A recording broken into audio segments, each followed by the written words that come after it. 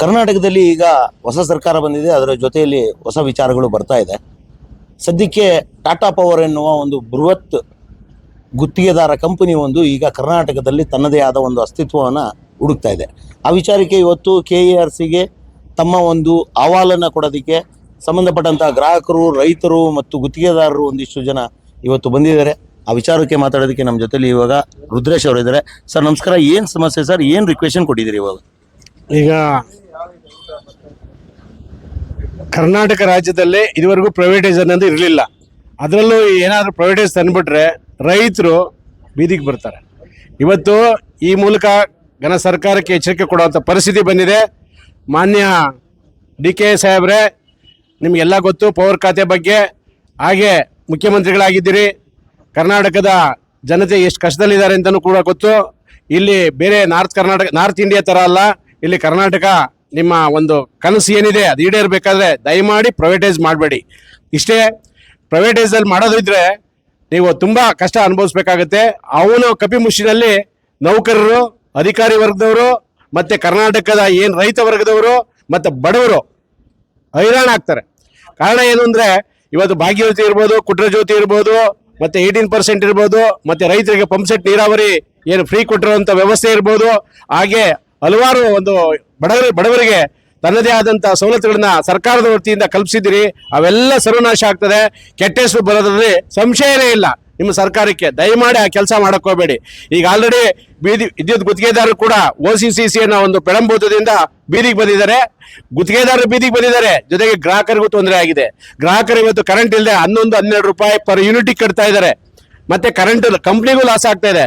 ನಾವು ಇವತ್ತು ನೌಕರರ ವರ್ಗದ ಜೊತೆಗೆ ಆಡಳಿತ ಮಂಡಳಿ ಏನು ಎಸ್ಕಾಂ ಕಂಪನಿ ಆಡಳಿತ ಮಂಡಳಿ ಅಧಿಕಾರಿಗಳ ಜೊತೆಗೆ ನಾವು ಗುತ್ತಿಗೆದಾರರು ಕೂಡ ಅಂದ್ರೆ ಕೈ ಜೋಡಿಸಿ ಈ ಕಂಪನಿಯನ್ನ ಉನ್ನತ ಮಟ್ಟದಕ್ಕೆ ಏನು ಸಾಲ ಇದೆಯಲ್ಲ, ಸಾಲ ಎಲ್ಲ ಇಲ್ದಂಗೆ ಮಾಡುವಂತ ಒಂದು ವ್ಯವಸ್ಥೆಗೆ ಕೈ ಜೋಡಿಸ್ತೀವಿ. ದಯಮಾಡಿ ಖಾಸಗೀಕರಣ ಮಾಡಬೇಡಿ ಅಂತ ಮನವಿ ಮಾಡ್ಕೊಂತೇವೆ.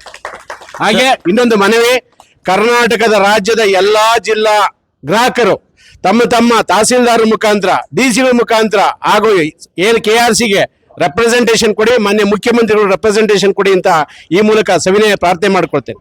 ಸರ್, ಏಷ್ಯಾ ಖಂಡದಲ್ಲೇ ಪ್ರಪ್ರಥಮ ಬಾರಿಗೆ ವಿದ್ಯುತ್ ಕಂಡಂತಹ ಯಾವ್ದಾದ್ರು ಒಂದು ರಾಜ್ಯ ಇದ್ರೆ, ಆ ದೇಶ ಇದ್ರೆ ಅದು ನಮ್ಮ ಭಾರತ, ವಿಶೇಷವಾಗಿ ಬೆಂಗಳೂರು.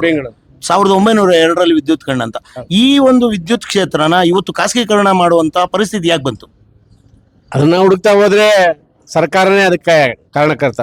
ಕಂಪ್ನಿ ಮಂಡಳಿ ಇತ್ತು, ಮಂಡಳಿನ ಕಂಪ್ನಿಗಳು ಮಾಡಿದ್ರು. ಕಂಪ್ನಿ ಇವಾಗ ಕಾರ್ಪೊರೇಟ್ ಕಂಪ್ನಿ ಮಾಡಿಬಿಟ್ಟು ಅವರು ಏನ್ ನನಗೇನಾಗಬೇಕು ನಿರ್ಲಕ್ಷ್ಯತನ ತೋರಿಸ್ತಾ ಇದ್ದಾರೆ ಅಧಿಕಾರಿ ವರ್ಗದವರು.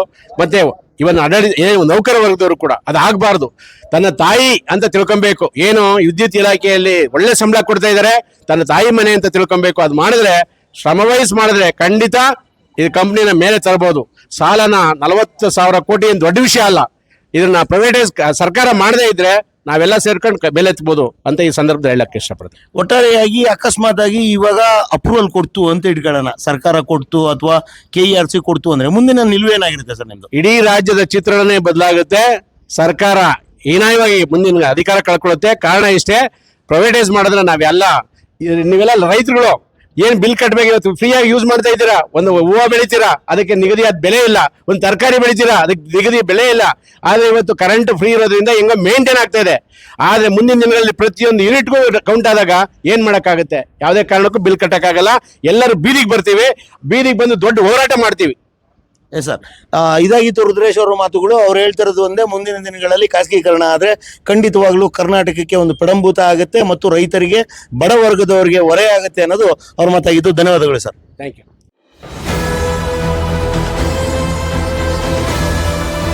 ನಿಮ್ಮ ವಾಣಿ, ಇದು ಕನ್ನಡಿಗನ ಧ್ವನಿ.